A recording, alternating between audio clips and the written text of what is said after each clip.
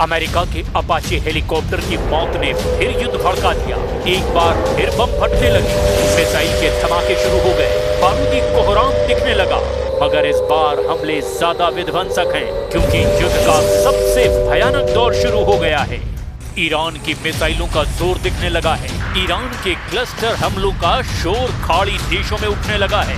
Iran सारे बीच कसता जा रहा है। ईरान धमाके कर रहा है। मिसाइलें दुश्मन देशों के साथ अमेरिका को भी दहला रही है। बहरीन, कुवैत, जॉर्डन और ओमान पर ऐसी आफत टूटी है जिससे बचने का कोई रास्ता इन देशों के पास नहीं दिख रहा। मुस्तफा के लड़ाके ने जॉर्डन के अमेरिकी सैन्य ठिकाने को तबाह करने का दावा किया।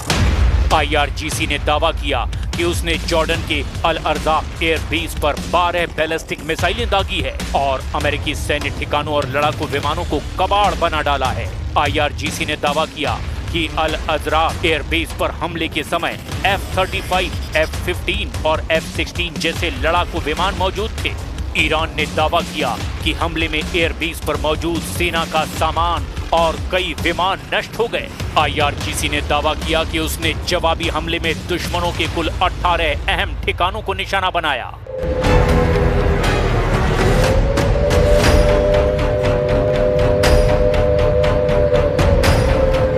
ईरान की बैलिस्टिक मिसाइलें जॉर्डन पर कहर बनकर टूट रही हैं। ये तस्वीरें ईरान के हमलों का छोटा सा ट्रेलर है, जिसमें साफ साफ दिखाई दे रहा है कि कैसे ईरान के मिसाइलों ने अमेरिका की पैट्रियट डिफेंस सिस्टम को चकमा देकर अमेरिका को भारी नुकसान पहुंचाया है।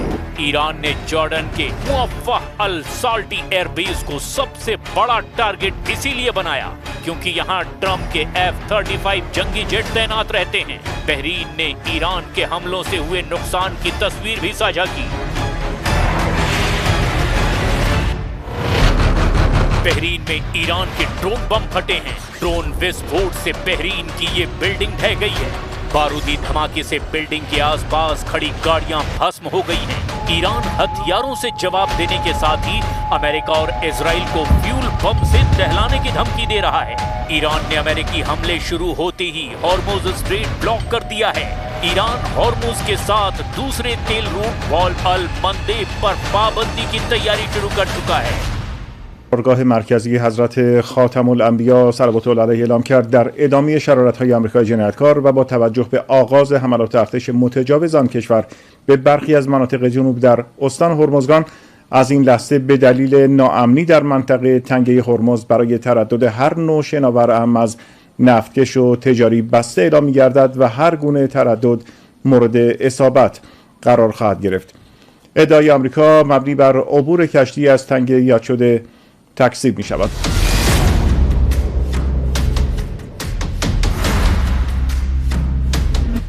ईरान का गुस्सा ट्रंप के बयान बढ़ा रहे हैं। इजराइल की धमकियां तेहरान को टेंशन दे रही है। सुप्रीम लीडर मुस्तफा ने एक के बदले 100 धमाकों का आदेश दे दिया है क्योंकि अमेरिका ने ईरान पर 49 टॉमहॉक मिसाइलों से ताबड़तोड़ हमले किए हैं।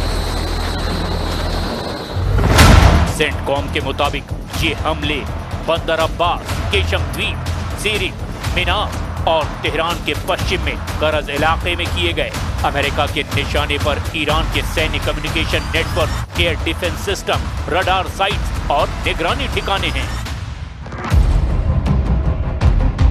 ट्रंप तब से क्रोध में हैं जब से ओमान के तट पर ईरान ने उनके AH-64 अपाचे हेलीकॉप्टर को मार गिराया। ट्रंप ने धमकी दी कि उनके पास ईरान पर हमला करने की वाजिब वजह मौजूद है। हालांकि उन्होंने ईरान को जल्द डील पर साइन करने की भी सलाह दे दी है।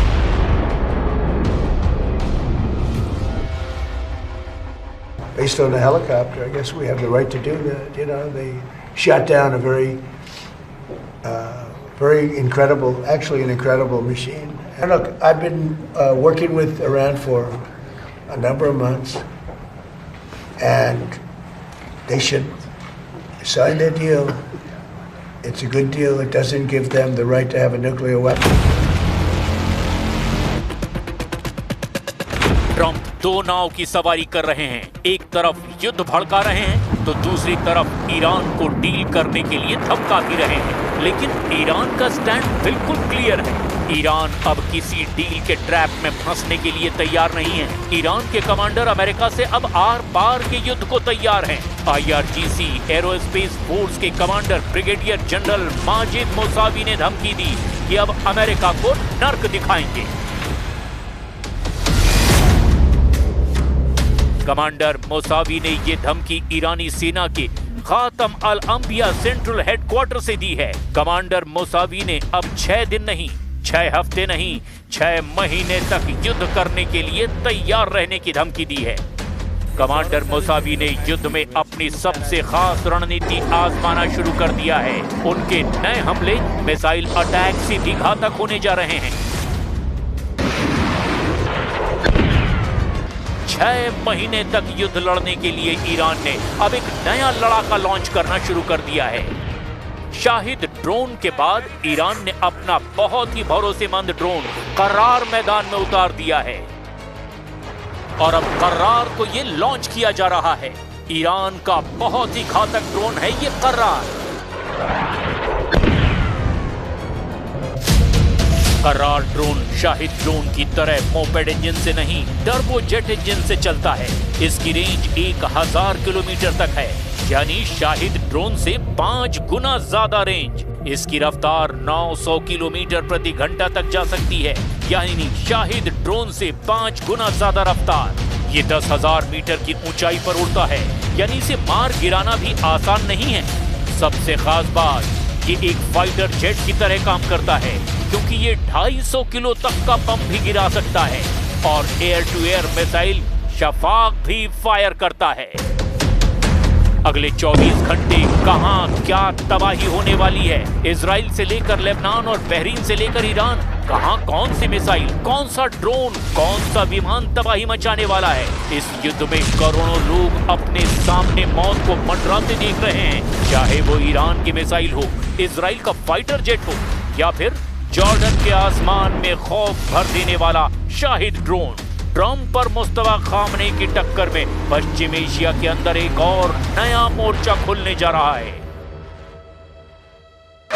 ईरान समर्थित यमन के हूथी लड़ाकों ने ऐलान कर दिया है कि अब वो बाब अल मंदेब से किसी ऐसे जहाज को गुजरने नहीं देंगे जो इजराइल से जुड़ा हुआ है। قامت القوات المسلحة اليمنية بإطلاق دفعة صاروخية استهدفت أهدافا حساسة للعدو الإسرائيلي في منطقة يافا المحتلة وقد حققت أهدافها بنجاح بفضل الله। दुनिया के सबसे अहम समुद्री रास्ते में से एक है बाब अल मंदेब स्ट्रेट। ये लाल सागर को अदन की खाड़ी से जोड़ता है। यही वो संकरी जलधारा है जहां से होकर एशिया से यूरोप जाने वाले हजारों जहाज हर साल गुजरते हैं। बाब अल मंदेब एक जगह सिर्फ 26 किलोमीटर ही चौड़ा गलियारा है और यहाँ जहाजों के गुजरने के लिए जो रास्ता है वो गहराई के हिसाब से देखा जाए तो सिर्फ 4 किलोमीटर ही चौड़ा रह जाता है। इसीलिए इसके चोक होने का मतलब है ग्लोबल सप्लाई चेन ठप हो जाना। हूथी इजराइल से जुड़े जहाजों को टारगेट करेंगे, उसे लाल सागर में डुबो देंगे। इस वार्निंग ने ऐसा भवंडर मचाया है जिसकी धमकी एशिया से लेकर यूरोप तक महसूस की जा रही है। समंदर में ऐसा उबाल अब हॉर्मुज के बाद डबल खतरा बन चुका है। أؤكد أننا سنواجه التصعيد بالتصعيد وإن عملياتنا العسكرية ستكون متصاعدة بما يواكب الأحداث والمعركة والاشتراك وبالاشتراك مع محور الجهاد والمقاومة। हूथी की चेतावनी को पहले अमेरिका और इजराइल हल्के में ले चुके हैं। 2024 में जब यहाँ पर फाइटर ग्रुप ने चोक किया था तब इस गलियारे में समंदर जल उठा था। यहाँ दोबारा जंग शुरू हुई तो समझ लीजिए कि बहुत बड़ा नुकसान होना तय है। अभी दक्षिण एशिया की तरफ से जो जहाज यूरोप जाते हैं उनका रूट बाब अल मंदेब से ही होकर गुजरता है। अरब सागर से जहाज अदन की खाड़ी और आगे बाब अल मंदेब से लाल सागर में पहुंचते हैं। इसके बाद मिस्र की स्वेज नहर से होकर भूमध्य सागर में पहुंचते हैं और फिर आगे यूरोप तक का रास्ता कवर किया जाता है। ये रास्ता सबसे छोटा है और इसीलिए जहाज इसी रास्ते से यूरोप जाते हैं। हॉर्मुज के बाद रॉब ऑयल रूट पर बम धमाके शुरू हुए तो जहाज जला दिए जाएंगे और यहां डुबो दिए जाएंगे। ऐसा पहले भी हो चुका है। ऐसा होने पर जहाजों के लिए बड़ी मुश्किल है, ज्यादा लंबा रास्ता। जहाजों को अरब सागर के बाद पूरे अफ्रीका का चक्कर लगाकर यूरोप जाना होगा। अफ्रीका के दक्षिणी छोर की तरफ घूमकर यानी कैप ऑफ गुड होप होते हुए अटलांटिक महासागर से जाना होगा और वहां से वो यूरोप पहुंचेंगे। खाड़ी युद्ध में हूथी लड़ाके पहले से शामिल हैं। हूथी फाइटर इजराइल पर मिसाइल दागते हैं। हूथी ग्रुप इजराइल पर फिलिस्तीन 2 जैसी घातक मिसाइलें फायर करते हैं।